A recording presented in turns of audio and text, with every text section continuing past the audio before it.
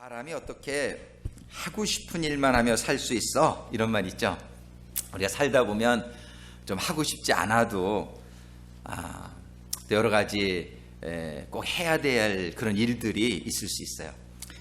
밥을 참 하고 싶지 않지만 밥을 안 하면 굶으니까 해야 되죠, 그렇죠? 우리가 이렇게 사업을 하다가도 그렇고 또 여러 가지 관계에서도 그렇고 정말 회사에서 이 일 정말 하고 싶지 않은데 또 이걸 안 하면은 회사가 돌아가지를 않고, 그죠? 여러 가지 또 해야 되는 책임 때문에 우리들이 해야 될 일이 있어요. 우리들이 정말 사람이 이렇게 살다 보면은 내가 하고 싶은 일, 내가 좋아하는 일만 하면서 살았으면 참 좋겠는데 그러지 못하는 상황이 많이 있는 것을 우리가 경험하게 됩니다.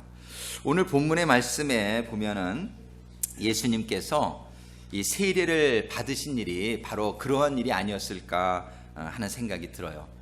이 세례라고 하는 것은 여러분들도 잘 알지만 죄 지은 사람들이 그 죄를 용서함을 받기 위해서 받는 게 세례예요. 그래서 오늘 본문의 3장 11절에도 보면은 이렇게 말씀을, 나는 너희로 회개케 하기 위하여 물로 세례를 주거니와. 즉 물 세례는 우리가 회개케 하기 위해서, 우리가 세례를 받을 때 왜 세례를 받아야 되나 이런 질문을 가질 수 있는데, 이 세례는 우리가 죄 지은 우리의 죄를 물로다가 씻는 예식을 통해서 우리가 몸을 물로 씻듯이 우리의 죄는 예수님의 피로 씻어야 된다, 이런 것을 가르쳐 주시기 위해서 하나님께서 마련해 주신 그런 예식이란 말이에요. 그러니까 이 세례는 죄인들이 받는 것이지 죄가 없으신 예수님이 받아야 될 그런 세례가 아니란 말이에요. 예수님께서는 그 세례를 참 받기를 원치 않으셨을 수 있어요, 마음속으로. 그래서 십자가에서 돌아가시기 전날 밤에도 보면 이 잔을 내가 취하지 않아도 될 수 있는 방법이 있다면 이 잔이라고 하는 건 세상 모든 인간들의 죄를 의미하거든요. 그런데 하나님의 뜻은 인간들의 세상의 모든 죄를 예수님이 짊어지고 그 어린 양, 하나님의 어린 양으로. 그래서 요한복음에도 보면은 1장 29절에 요한이, 세례 요한이 예수님을 바라보시면서 제자들과 함께 하신 말씀이, 보라, 세상 죄를 지고 가는 하나님의 어린 양이로다. 이렇게 예수님은 사실 자기 자신은 전혀 죄가 없고 그래서 세례를 받을 필요가 전혀 없는 상황 가운데서도 이런 세례를 받아야 되는 그런 상황이었음을 우리가 보게 돼요. 그래서 우리는 오늘 예수님께서 그렇게 세례를 받으실 필요가 없는데 세례를 받으러 세례 요한한테 나오는 내용을 오늘 본문으로 볼 수 있습니다. 그때에 세례 요한이 예수님에게 이렇게 얘기해요. 요한이 말려 가로되 내가 당신에게 세례를 받아야 할 터인데, 이 세례 요한은 예수님이 누구신지를 아셨단 말이에요. 당신은 하나님의 아들 아니시냐 이거예요. 당신은 죄가 없으신 분이라 당신이 나를 세례를 줘야 될 터인데 저에게 세례를 받으러 나오십니까? 당신이 내게로 오시나이까? 이렇게 세례 요한이 예수님에게 얘기합니다. 그때 예수님의 대답하여 가라사대, 오늘 본문 마태복음 3장 15절에 파워포인트가 어떻게 준비가 안 되나요? 3장 15절에 예수께서 대답하여 가라사대, 그 파워포인트는 본문 말씀이 없는데 내가 못 적었는데 3장 15절 이렇게 기록합니다. 예수께서 대답하여 가라사대 이제 허락하라. 오늘 본문 말씀이 15절 한번 같이 읽어볼까요? 예수께서 대답하여 가라사대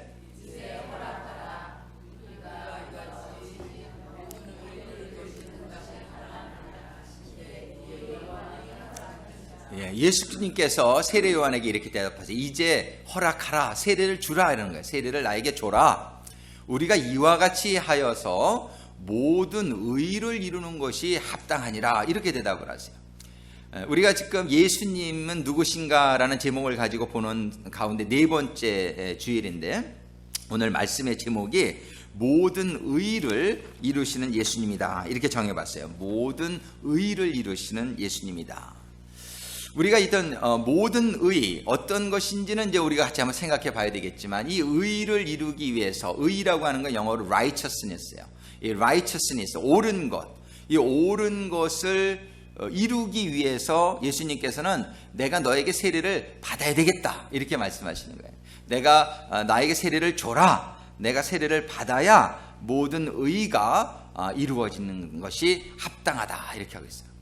근데 우리가 먼저 이 의라고 하는 것에 대해서 조금 먼저 생각을 해보면, 정말 우리는 옳고 그른 게 이 세상에 살면서 항상 있어요. 옳은 게 있고 틀린 게 있어요.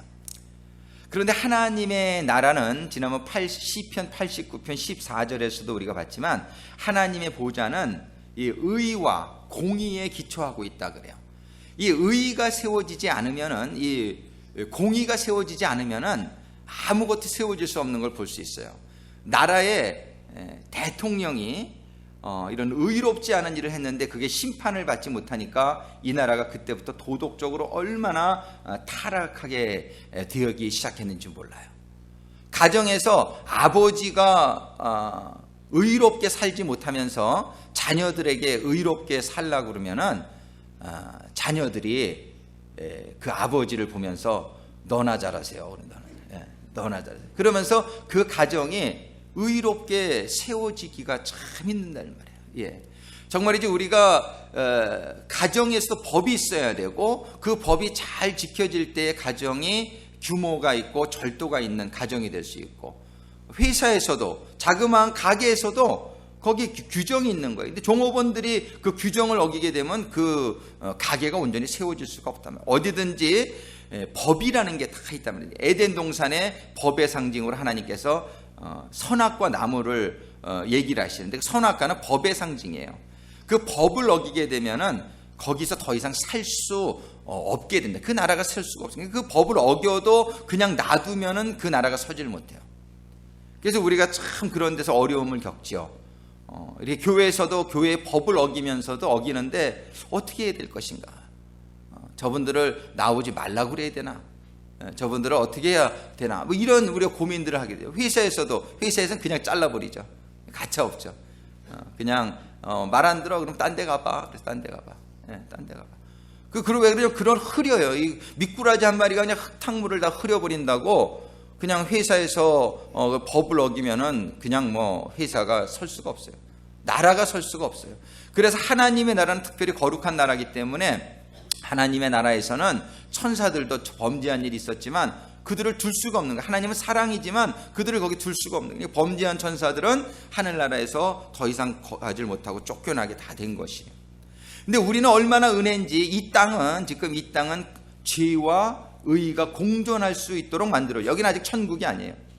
그렇기 때문에 우리가 죄를 짓고도 아직 살아있는 것에 여러분들이 참 다행이라고 생각하시고, 지금 아직도 죄를 지면서도 살아있는 동안에 하나님께서는 우리가 죄의 결과를, 우리가 죄의 그 결과들을, the consequence of the sins, 이 consequence, 이 결과들을 우리가 맛보는 가운데, 죄를 지면 안 되겠구나, 이거를 하나님이 깨달을 수 있는 시기를 우리에게 허락해 주시는 것이 우리들에겐 큰 은혜라는 사실을 깨닫고, 이 세상에서 우리가 자꾸 내가 죄를 짓지 말아야지, 더는 죄를 짓지 말아야지, 내 생활을 바꿔야지, 이런 끊임없는 변화와 결단을 여러분들이 하면서 의롭게 법대로 하나님의 말씀대로 살려고 노력하는 가운데에 우리들은 천국에 이르게 될 줄로 믿습니다.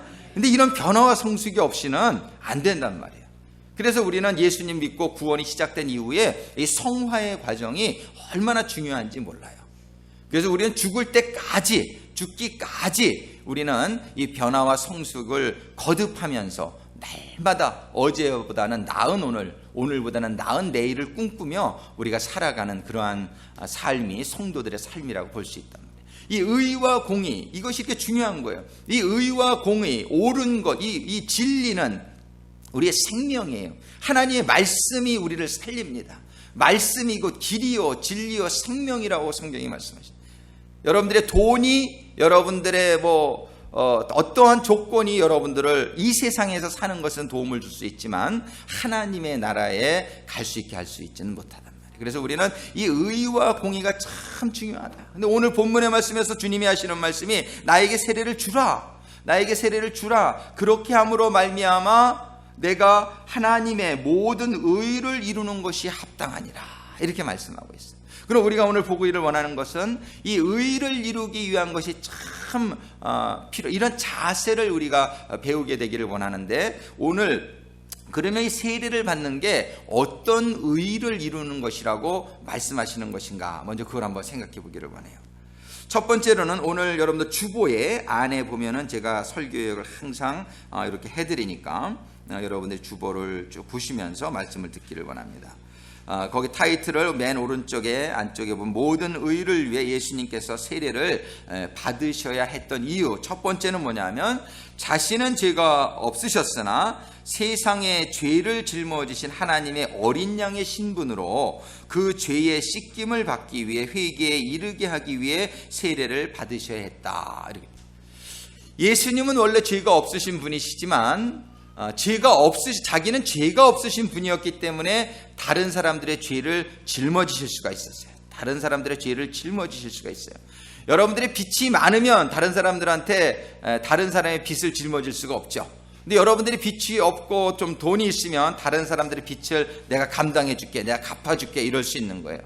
우리는 다 죄를 져서 사망이라는 그런 죄의 값을 가지고 있는 사람들인데, 우리 주님께서는 그 사람들의 모든 죄값을 짊어지신 하나님의 어린 양으로 이 땅에 오셨기 때문에 예수님께서는 내가 세례를 받아야 되겠다, 이런 세례를. 이 죄 지은 사람들은 세례를 받아야 된다라고 하는 것을 우리들에게 가르쳐 주시기 위해서 주님께서는 예수님 자신은 죄가 없지만 다른 사람들의 죄를 짊어진 내가 하나님의 어린 양이기 때문에 내가 세례를 받는 것이 마땅하다라고 말씀하시는 거예요. 내가 하나님의 어린 양으로 세상 사람들의 죄를 짊어진 그런 내가 죄인의 자리에 죄인의 신분으로 내가 세례를 받기를 원하신다는 것이에요. 정말 이 예수님이 이 세례를 받으심으로 말미암아 예수님께서는 모든 사람들이 이렇게 세례를 받으면서 회개에 이르는 것이 구원에 이르는 데의 첫 번째 관문이라는 것을 또한 보여주신 거예요. 예수님은 그 삶 전체가 우리들에게 모델이 되어주신 예수님의 모습을 볼 수 있어요.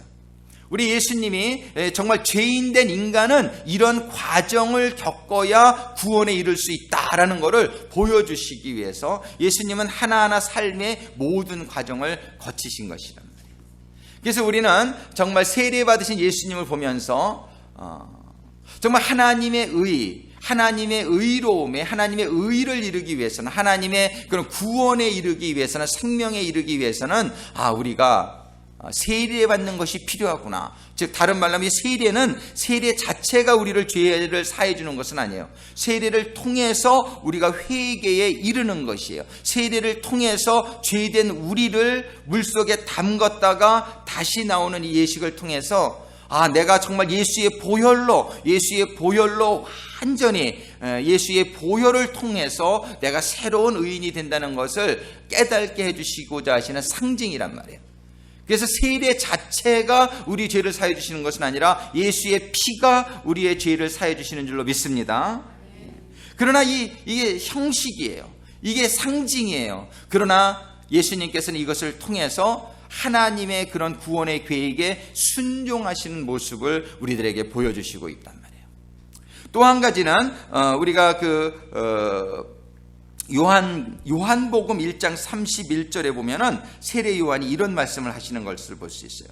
나도 그를 알지 못하였으나 내가 와서 물로 세례를 주는 것은, 내가 와서 예수님에게 물로 세례를 주는 것은 그를 이스라엘에게 나타내려 함이라 하니라, 이런 말씀이 있어요.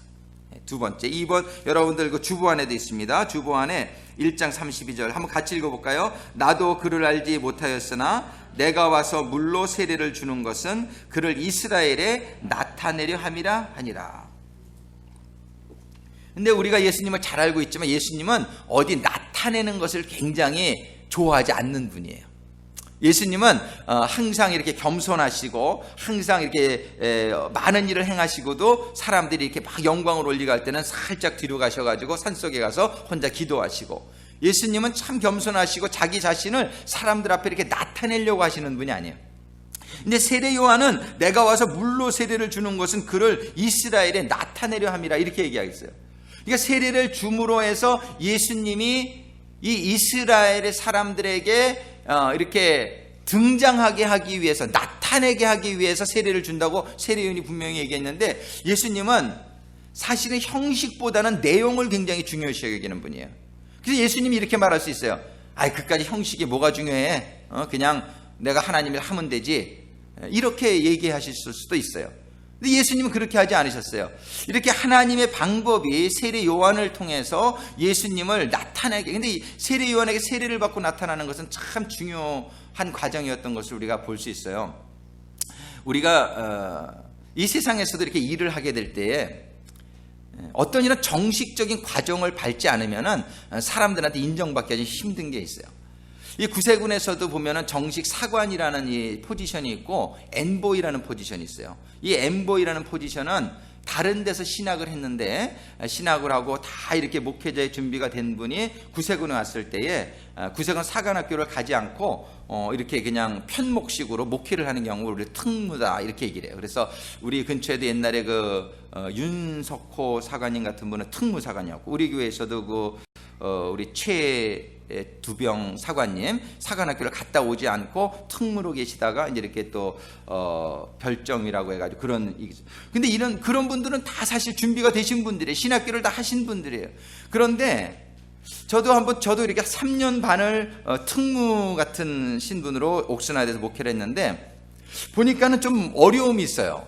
이렇게 구세군 사관학교를 정식으로 나오지 않으니까 위에서도 조금 인정을 별로 안 해주시고, 성도님들도 이렇게 조금 이렇게 구세군의 사관으로서는 좀 사역하기가 이렇게 좀 인정을 잘 받지 못하는 그런 부분이 있더라고요. 그래서 사관학교를 꼭 가야 되겠다.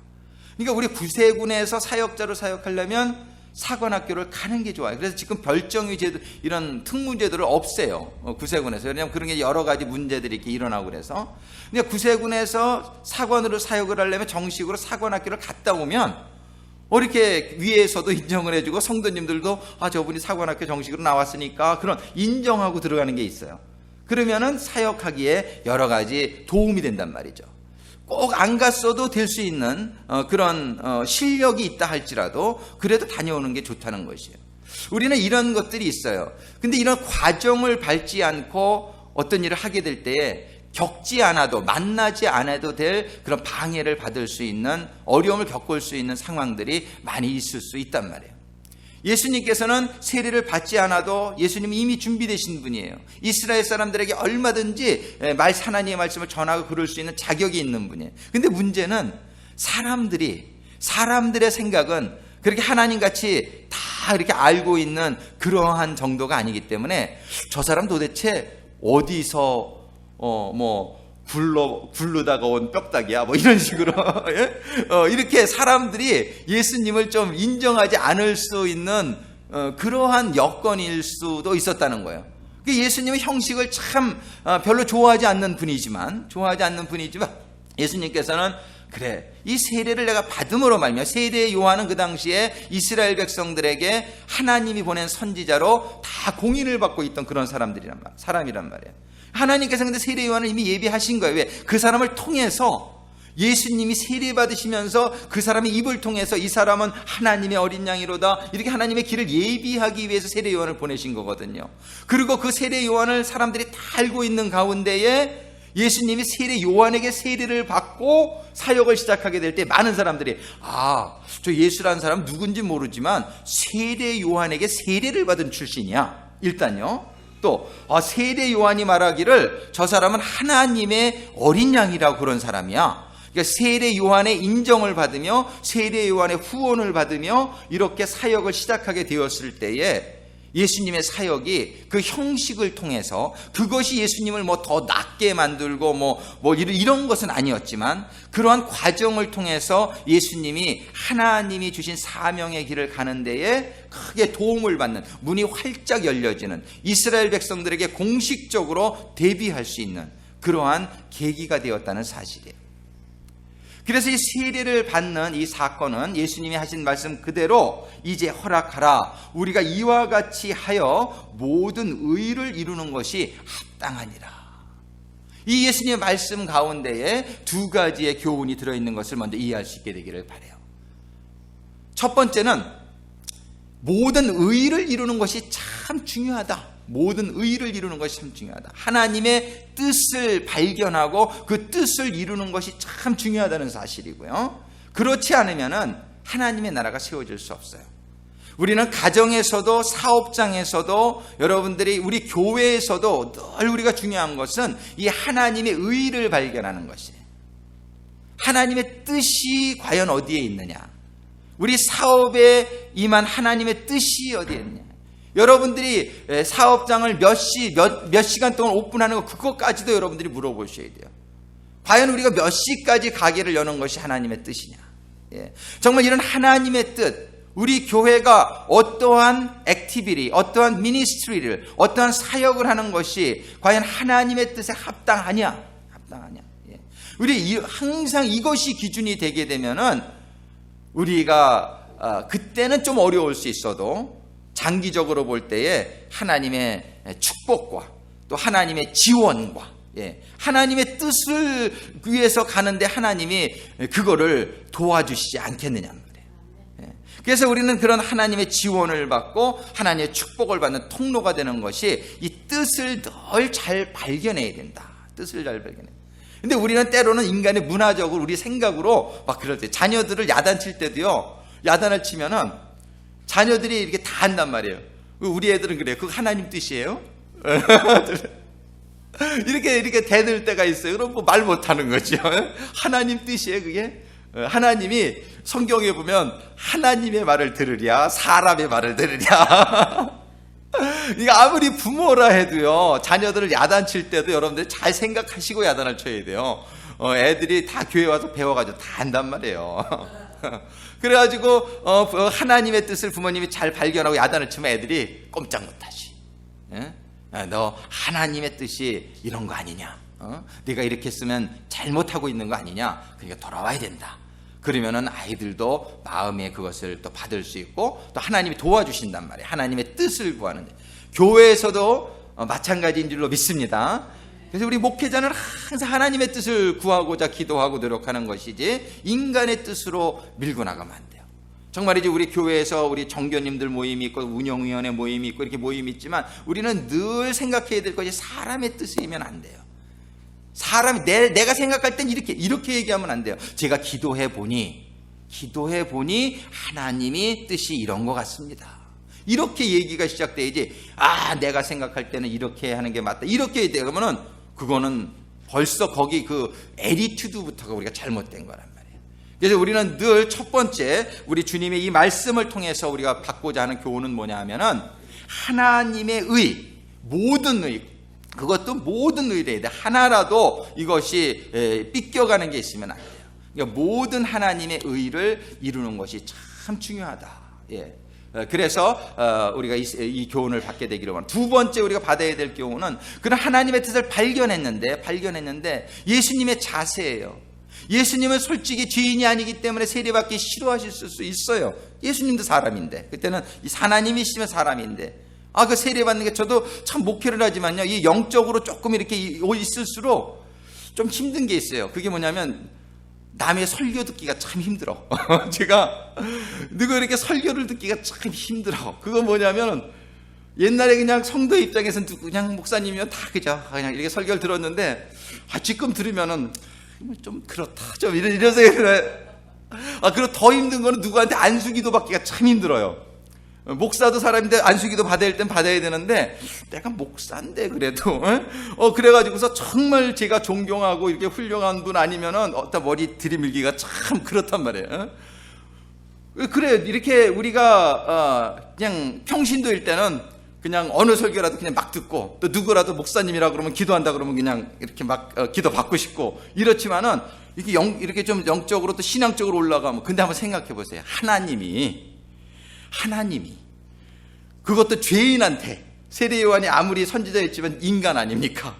세례를 받는다는 건 뭐예요? 세례 받을 때 우리 어떻게 합니까? 세례 주는 자가 머리에다 손을 딱 얹고, 물론 하나님의 권위로 세례를 주긴 하지만 그 주는 그 사람이 참 그게 좀 그렇단 말이에요. 좀 조금 찝찝한 사람한테는 받고 싶지 않단 말이에요, 세례. 특히 안수기도 같은 거. 사람도 그런데, 우리 같은 사람끼리도 저 사람이 조금 좀 그런 사람 같으면 내가 그 사람 설교 듣기도 좀 그렇고, 그 사람한테 특히나 안수기도를 받아. no. 옛날에 어떤 목사님이 목사 안수를 받을 때에 이제 장로님 이런 분들이 와서 안수를 해줬는데, 안수 받고 나서 나한테 그래. 고놈의 장로는 자격도 없는 장로인데 나한테 안수 손 얹었지? 자기가 좀 싫어하는 어떤 분이 있었나 봐요. 그런데 그분도 자기 손 얹었다고 되게 기분 나빠한 그 기억이 있어요. 그게 뭐냐면, 우리는 사람들이 좀 사람들끼리인데도 우리는 누가 이렇게 안수해 주는 거 그게 굉장히 불편한데, 아니 예수님이 하나님이신데 인간에게 세례받는다는 게, 이게 사실은 우리가 그 입장에 안 있어봐서 모르서 그렇죠. 우리 조금만 생각해봐도 이게 얼마나 힘든 일인 줄 알 수 있는 일이란 말이에요. 예수님이 사람에게 세례를 받는다. 이 사건은 정말 예수님이 자기 자신을 낮추고 또 낮추고 정말 하기 싫은 일인데, 가만히 생각해보니까 예수님이 이걸 꼭 받으셔야 되겠더란 말이에요. 왜? 뭐 때문에요? 하나님의 의를 이루기 위해서. 내가 하나님이 그래도 세례 요한을 통해서 나를 세례를 받게 하고, 또 그래서 이스라엘에게 나타내게 하기 위해서는 내가 받아야 되겠다. 예수님이 결정하신 거예요. 정말 사람이 하고 싶은 일만 하면서 살지 말고, 우리는요, 하나님이 하라고 하신 일이면 그 일이 참 힘들고 어렵고 하기 싫은 일이라 할지라도, 그것이 하나님의 의를 위한 일이라면 우리 자신을 그저 또 죽이고 또 겸손하게 낮추고 나 자신을 비우고 이래가지고 하나님의 의를 위한 일이라면, 하나님이 기뻐하시는 일이라면 우리가 할 수 있는 결단을 내려주시는 성도들이 되시기를 주님의 이름으로 축원합니다. 이런 예수님의 결단이 있을 때에, 예수님의 이런 결단이 있을 때에 어떤 축복이 오는지 오늘 본문의 성경에 보면은 마태복음 3장 16절과 17절 한번 보세요. 같이 한번 읽겠습니다. 예수께서 세례를 받으시고 곧 물에서 올라오실새 하늘이 열리고 하나님의 성령이 비둘기같이 내려 자기 위에 임하심을 보시더니 하늘로서 소리가 있어 말씀하시되 이는 내 사랑하는 아들이요 내 기뻐하는 자라 하시니라. 아멘. 자, 보세요. 정말 예수님이 세례 요한에게 받으시는 것은 참 힘든 일이었지만, 첫 번째는 하나님의 의를 이루기 위해서, 두 번째는 정말 그 이스라엘에게 이렇게 나타내지기 위해서 예수님이 그저 순종하시고 참 결단하시고 하기 싫은 일이었지만, 이게 하나님의 뜻을 위해서 모든 의를 이루기 위해서 합당하다 생각하실 때에, 받으셨을 때에 하나님께서는 예수님이 세례를 받으시고 곧 물에서 올라오실 때에, 자 보세요, 따라하겠습니다. 하늘이 열리고. 이야, 우리 신앙생활 가운데에 이 하늘이 열리는 사건이 일어나게 되기를 주님의 이름으로 축원합니다. 하늘이 열리고, 그리고 하나님의 성령이 비둘기같이 그에게 내리고, 그래가지고서 그러고 나서는 하나님의 소리가 하늘로부터 들리는데 이는 내 사랑하는 아들이요 내 기뻐하는 자라. 할렐루야. 이러한 음성을 우리가 들을 수 있는 하나님의 자녀들이 되기를 다 소원합니다.